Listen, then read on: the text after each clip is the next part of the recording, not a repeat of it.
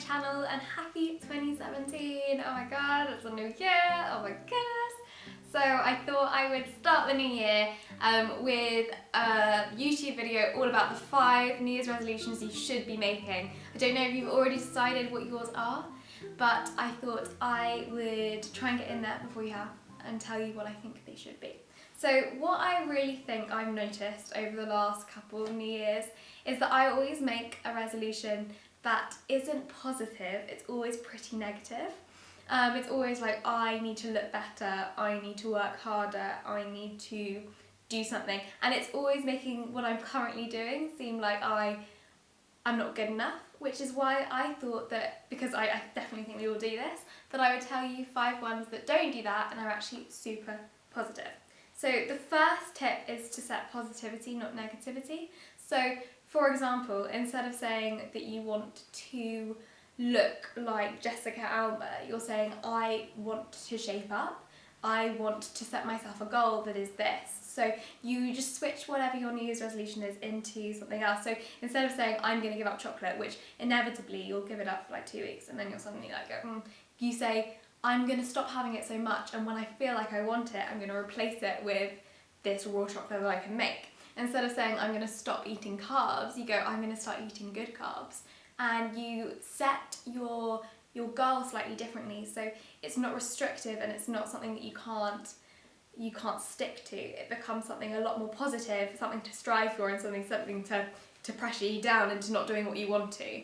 I think that's kind of the most important thing. Is I just think that we all start the new year pretty negatively and say that we want to be this other person, when realistically we are ourselves, and we should be positive about that, because it's a new year to just get the best out of your body and yourself, because let's face it, it's all really body related, isn't it?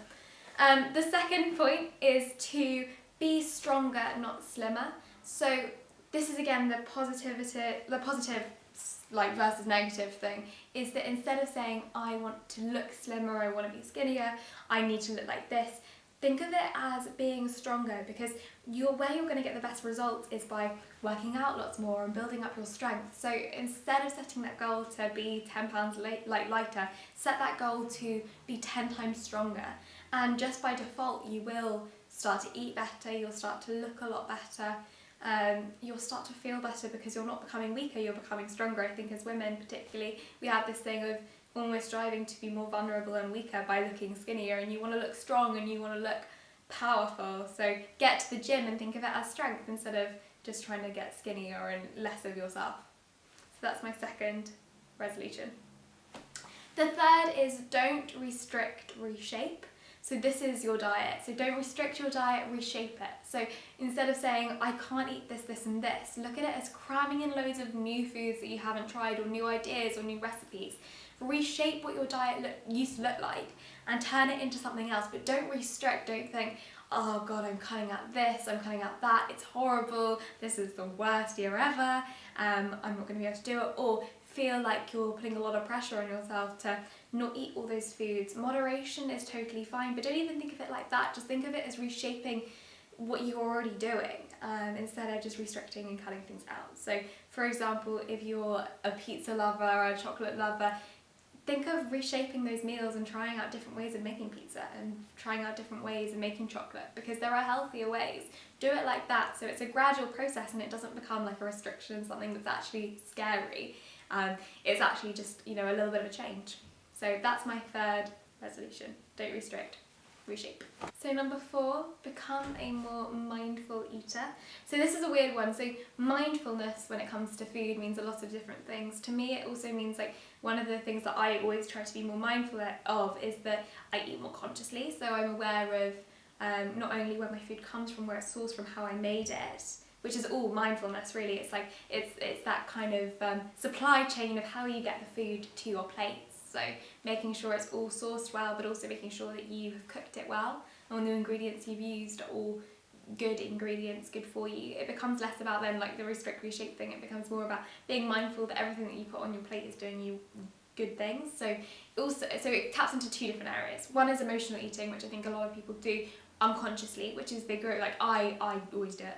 I like get a work email that I don't want to have to deal with, and I just open the fridge and then I go Saskia, shut it, you're emotionally eating, which is just something that's stressful, and that's a lot of the reason that New Year's resolutions fail, is because we don't listen to how we're actually feeling and we shut it down with food. And I think food is like the main thing that we make a resolution about, because it's that time that you've just eaten so much crap and you're just like, I need to cleanse it all out. So you make a resolution about food, but then you emotionally eat because you're not mindful, and then that's when the resolution stops and you're like, okay, shit, it's all gone to, I don't even want to do this anymore. So make sure that you're really mindful when it comes to emotional eating. I've got a blog post I'm going to link below all about this, and this is not like a scary, like, I'm binge eating type of thing. It's not, it's literally something we all do, because food is just like the most delicious kind of wall against how you're feeling. So have a read of that if you can relate to what I'm saying. The other side of mindful eating is being mindful about the things that you're putting into your body and what they can do for you. So instead of thinking of food as just something that's going to make you look a certain way, scrap the look and just think about how it's going to make you feel, because hand in hand, like if you think about it, looks how you feel. If you're feeling really great, you're going to look better, you're going to have more energy, you're going to go and work out more, you're going to eat better, you will in turn look better for it. But think about how you feel first, because food is all about that. It's not just aesthetics. So the first thing you should think about when it comes to mindful eating is how food is making you feel. So you can even write them down, and if you start to feel like, okay, gluten is something that's actually making me feel really tired if I eat too much carbs, or actually protein, I can't digest it, so my digestive system is super off, be more mindful about it, and it will really help you not only stick to your resolutions but just be healthier for it. So fifth one is kind of the same one. This is probably the best resolution you can possibly make, because let's face it, with resolutions, what you're basically doing is saying that you, like I said, you're not good enough for something, or you're not as good as you should be. So I think the best resolution you can do is say bye self-hate and like hey self-care. So just be hella into looking after yourself. And that encompasses everything. It encompasses not eating as much chocolate, it encompasses going to the gym more and getting stronger, and it encompasses everything that makes you as a person feel better and your body more cared for. Because I think this like self-hate chit chat that we have going along, that actually is the reason you make the resolutions in the first place, is the worst thing, and the thing that you should have a resolution about getting rid of. So only self-hate that you have some self-hate, and get the self-care on and really look after your body, because in turn all those resolutions will happen and you will feel so much better for it, and you'll actually enter the next year and the year after that knowing your body a lot better. So I think those are my kind of 5 top resolutions. So we've got set positivity, not negativity. We've got be stronger, not slimmer. We've got don't restrict your diet, reshape it. Become a more mindful eater. And then finally, bye self-hate, hey self-care. So I think if you can try and incorporate at least one of these into your new year, you'll be a much happier, healthier person, and you'll have that resolution work the whole year out. And the other thing, just to say, number 6, an extra bonus one, is if you F up, don't worry. You know, you don't have to wait for the next day to start again. You just go, okay, well that was a treat, let me go again, you know?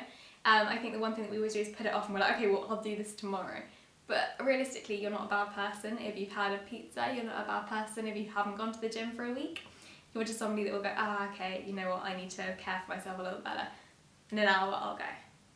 So I hope this video has inspired you to make some more positive resolutions this year, to look after yourself more, to have a better time, and to not be so hard on yourself. Hope you've enjoyed it. Have a great year. I'll see you next week. Thanks for watching.